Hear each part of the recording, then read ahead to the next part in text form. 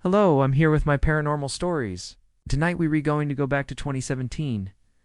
That's not normally where we do these episodes from. Normally we do these things live.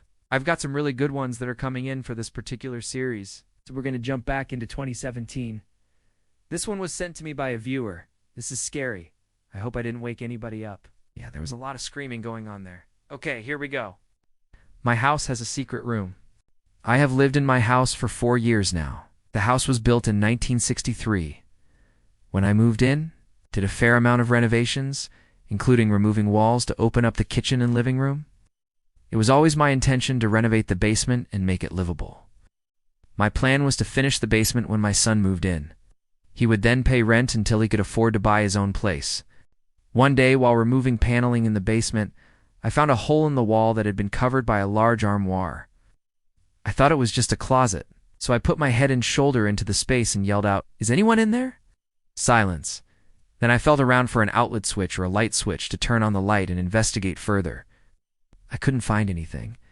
I grabbed my flashlight and shone it through the hole and saw what looked like a dark opening on the other side. Not knowing what was behind the wall, I went to get my stud finder to see if the opening had been framed in. The stud finder indicated that there was a 2x4 on either side of the hole, but nothing across the top. As I'm investigating, my dog starts barking and growling. I calmed him down and continued on. I tried to look through the hole again and realized that it wasn't an opening, but rather a narrow crack between the foundation and the floor joists. I went up to the basement stairs and started to crawl on my hands and knees to get a better look. That's when I heard footsteps above me on the main floor. I stopped and froze. I listened and heard them again. Someone or something was walking back and forth directly above me. At this point, I decided that I had had enough, and I was going to call the police. As I stood up, whatever was up there stopped walking. I called the police and explained what had happened. They told me to go ahead and check it out, and they would meet me there in about 10 minutes. I took my flashlight and crawled under the house to try to get a better look at the hole. I couldn't see any way into the space, so I crawled out from under the house and went back up the basement stairs. As I'm standing there, I hear the footsteps again. Now they were closer and they sounded louder. I heard what sounded like whispers. I knew that I didn't want to be under the house anymore. I ran up the basement stairs, called out to the police, and waited. As I'm waiting, I start looking around the basement trying to figure out where the sound was coming from. I started checking all of the doors and windows to make sure that they were locked. And then I noticed that the door that leads to the garage was slightly ajar. I opened it fully and stepped outside. It was then that I noticed that one of the cement blocks that forms the foundation of the house had been dislodged.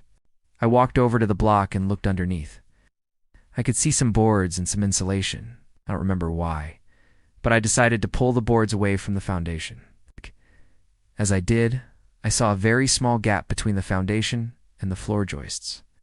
I shone my flashlight into the gap and saw what looked like a dark opening. I couldn't tell if it was a hole or just a shadow. With the police still only 10 minutes away, I went back inside to wait. I sat on the basement steps and tried to calm myself down. I figured that the sound I had heard was just mice or maybe rats. I didn't want to believe that there was someone or something living in the walls of my house, but I couldn't help but wonder. The thought of finding human bones or maybe a dead body kept running through my mind. When the police arrived, they didn't find anything. We checked everywhere. I even let them crawl under the house. They said that they would stop by later in the week to continue the investigation, but I never saw them again. After the police left, I went back to check out the hole again.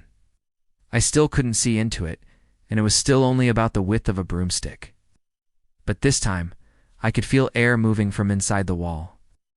I pushed on the boards that covered the opening, and they moved slightly. I pushed on them again, and they came right out. I have no idea how long the crawl space had been sealed off for, but it smelled stale and earthy. I shone my flashlight around and saw a dirt floor and what looked like a pile of clothes in the corner. I got on my hands and knees and crawled into the space. I called out, "Hello? Is anyone in there?" Silence. I could hear my own breathing and my heartbeat. The air was stale, but there was no smell of mildew or rot. The temperature was normal, not cold or damp like I expected.